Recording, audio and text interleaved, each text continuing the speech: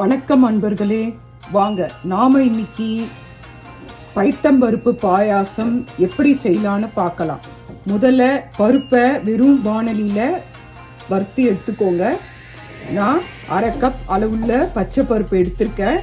அதை வெறும் வாணலியில வறுத்துட்டு அதில் தண்ணியை ஊற்றி ஒரு பாத்திரத்தில் வேக வச்சு எடுத்திருக்கேன். இப்போ நாம் இந்த பருப்புக்கு தேவையான அளவு வெல்லத்தை ஒரு பாத்திரத்தில் தண்ணியை விட்டு கரைச்சி வடிகட்டி இந்த பருப்பில் விடலாம். பாருங்க, பாத்திரத்தில் உங்கள் ஸ்வீட்டுக்கு தேவையான அளவுக்கு வெல்லம் எடுத்துக்கோங்க.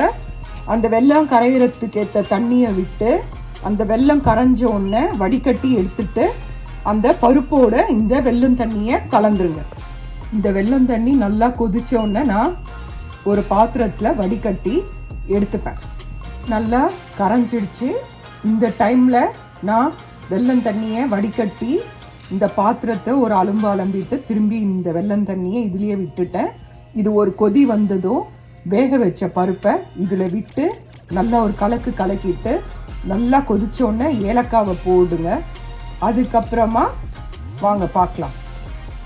அது கொதிச்சுட்டே இருக்கும் போது நான் இங்கே ஒரு பிளேட்டில் ஏலக்காய் பொடி எடுத்திருக்கேன், திராட்சை எடுத்திருக்கேன், முந்திரி பருப்பு எடுத்திருக்கேன், கொஞ்சம் ஆல்மண்டை கீத்தாக கட் பண்ணி எடுத்திருக்கேன். இதை நாம் நெய்யில் போட்டு வதக்கி இந்த பாயாசத்தில் கொட்டிடலாம். வெல்லம் தண்ணி கொதிக்குது. இந்த ஸ்டேஜில் நான் வேக வச்ச பருப்பை இதில் போட்டுட்டு இதை நல்லா கலக்கி விடுங்க. இது நல்லா கொதிக்கிட்டோம். நல்லா கொதித்த பிறகு ஏலக்காவை போடுங்க. போட்ட பிறகு அந்த நெய்யில் நம்ம காட்டின பொருளெல்லாம் வறுத்து இதில் கொட்டிடலாம். உங்களுக்கு காட்டுறேன். எங்கள் ஊரில் வெல்லம் இந்த கலரில் தான் இருக்கும். அதனால தான் பாயசம் பார்த்திங்கன்னா கலர் அந்த மாதிரி இருக்குது. இது அன்ரீஃபைண்ட் கேன் சுகர். அதனால தான் பாயசம் இந்த கலரில் இருக்குது. என்ன கருப்பாக இருக்குன்னு பார்க்காதீங்க, இங்கே கருப்பாக தான் இருக்கும். அதுதான் உங்களுக்கு நான் இது காட்டுறேன். பாயாசம் ரெடி ஆயிடுச்சு. நான் நெய்யில் முந்திரி, பாதாம், திராட்சையை வறுத்து போட்டுட்டேன், ஏலக்காவையும் கொட்டிட்டேன்.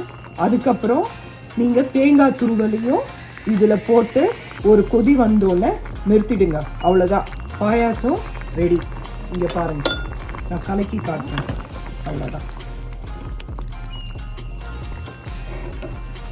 சீக்கிரத்தில் ரெடி ஆகிடும். கஷ்டமே இல்லை. பருப்பு வேக வச்சுட்டா போதும். அது இந்த பைத்தம்பருப்பு பாயாசம். இது உடம்புக்கு ரொம்ப நல்லது. இதில் புரோட்டீன் இருக்கு. அதனால இதை நீங்கள் செஞ்சு உங்கள் குழந்தைங்களுக்கு, வீட்டில் இருக்கவங்களுக்குலாம் கொடுங்க. செஞ்சு பாருங்க. இதுதான் பைத்தம்பருப்பு பாயாசம் ரெடி ஆயிடுச்சு. இதை நீங்கள் செஞ்சு பாருங்க, சாப்பிட்டு பாருங்க. எப்படி இருக்குன்னு சொல்லிட்டு கமெண்ட்ல சொல்லுங்க. லைக் பண்ணுங்க, சப்ஸ்கிரைப் பண்ணுங்க, ஷேர் பண்ணுங்க. நன்றி, வணக்கம்.